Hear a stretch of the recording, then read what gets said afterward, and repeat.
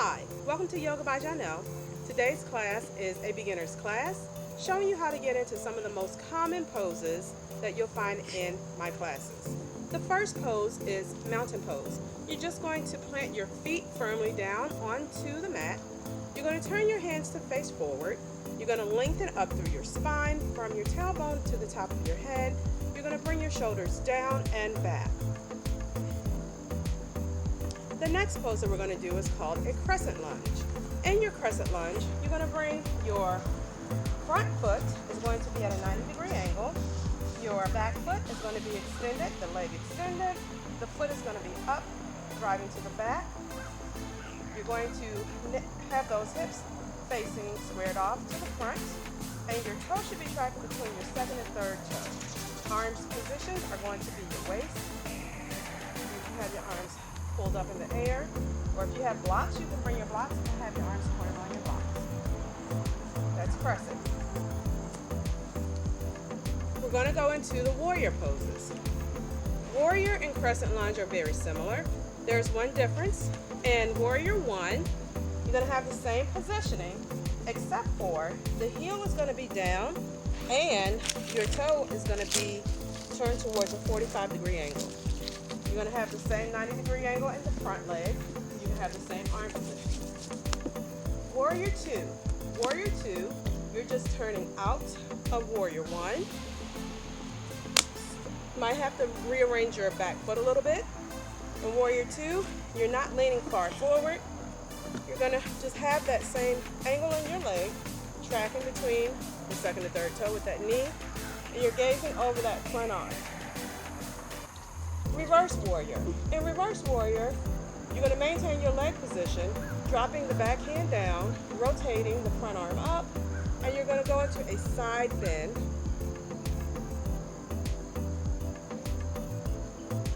And back to warrior 2, extended side angle. You're going to drop your forearm down to your thigh, leaning into that but not dropping into it, and you're extending the back arm up. Your gaze is at the inside of your elbow. Those are your warrior poses. Triangle. In triangle pose, you're going to have your front leg in triangle. Your front leg is going to be facing the edge of your mat.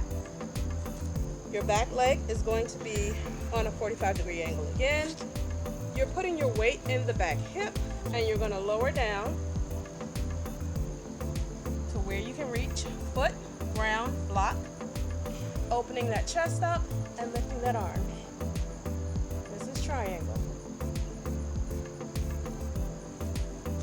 Now we're going to move towards the floor. This is your cat and cow. In this posture, you're going to have your hands and your hands are going to be spread apart. You want your wrist stacked underneath of your elbows and your shoulders. You're going to drop those abdominal muscles down, lifting your bottom and your head. That's on your inhale. On your exhale, you're going to blow it all out and you're rounding your back. You're inhaling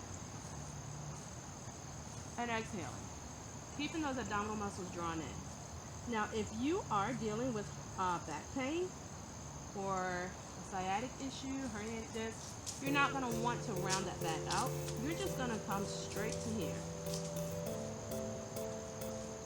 The next one we're going to talk about is child's pose. In child's pose, you're going to bring your toes together. You're spreading those knees out towards the side of your mat. You're going to sit back onto your heels as much as you can, walking those arms straight down and dropping your head down to the mat. We're going to push back into downward dog. In downward dog, you're going to tuck those toes, pushing your hips all the way up, tightening those abdominal muscles, pushing your chest into your thighs, keeping your head down, pushing those heels towards the ground if you can make it.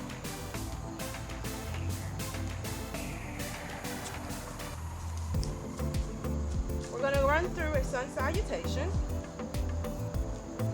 Sun salutations, there's two variations. The first one we're going to do, inhale Lift those arms up. Exhale, swan dive forward to the ground. Inhale, half lift, making your back flat. Exhale, hands to the ground. Step back into your plank. In plank, you want tight abs and bring those tight abs, keeping those arms stacked over elbow, wrist, and shoulders. And you're going to lower yourself down, not flailing your arms out, but arms are back, lifting into cobra. So just lifting up, keeping your abdominal muscles drawn in. You're going to exhale it either up into tabletop and then up into downward facing dog. There's a couple ways to get out of downward facing dog. You can just look forward. You can walk your way up. You can lift that leg up, bending that leg, stepping it in between your hands and coming forward. You can hop in, which I'm still working on that. Once you come up, you're going to do a half lift. You're going to exhale it down. You're going to inhale, lift up, and exhale it to your heart. You're going to inhale chair. Exhale forward fold. Inhale half lift. Exhale hands to the ground, step back into plank. Lower to the ground. Exhale. Inhale cobra. Exhale it down. Back up into downward facing dog. Lift, stepping forward. Inhale lift. Exhale forward fold. Inhale chair. And heart center. The final pose that we're going to do today is called Shavasana. That is the resting pose. Simply lie down, allowing your legs to go where they will. Hands are facing upward, arms extended down to your side.